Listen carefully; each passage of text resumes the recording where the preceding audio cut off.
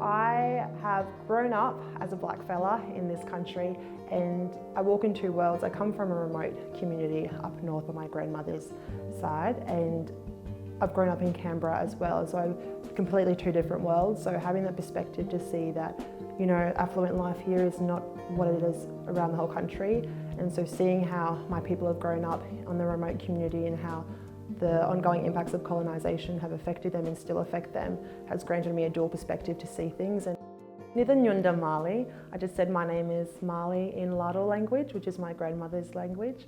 I'm a saltwater woman, and on my father's side I come from the Worimi Nations, and on my mother's side I come from Ladol, Yankal and Yagulda Nations. My name's Karl Briscoe. I'm a Guugi Yalanji man from the Mossman Daintree area in far north Queensland. And I also am the current co-chair of the National Close the Gap campaign with our Social Justice Commissioner, Ani June Oscar. Well, I suppose the difference between the National Close the Gap campaign is that it's a people's-led movement, whereas Closing the Gap is a government's response to the actual Close the Gap campaign. When we look at our social determinants of health, such as employment, education, housing, but when we look at the gap in that, we actually see that our health disparities compared to non-Indigenous Australians there is a gap there in terms of life expectancy.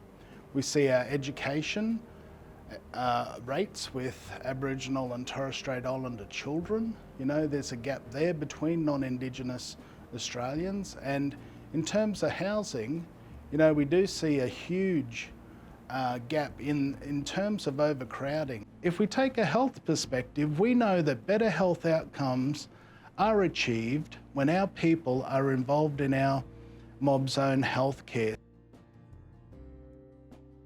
We do support the Closing the Gap national agenda. I think in terms of true transformational change, the four key priority areas, you know, such as co-designing programs, building Aboriginal community control, eliminating racism and institutionalised racism from services, as well as, you know, having access to data. We feel that those key priority reform areas, they will actually assist in addressing the targets. You know, we want to see services where our people feel comfortable to get the best possible health that they can. Within Australia, you know, we've heard the old saying, having a fair go. The issue is we actually aren't coming from the same playing field. We are not equal in the first instance. So it is important to actually look at addressing the disparities that exist in order for Aboriginal and Torres Strait Islander people to have a fair go. What I feel is missing in this country is, I think on a bigger level, is just the pride that I feel for my people. I think that that's missing, not everywhere, but in a lot of gaps around the country, and I want that to be explored and I want that to be open to everyone. Indigenous culture is to share with the world, and that this is something that we can give to our country as a gift.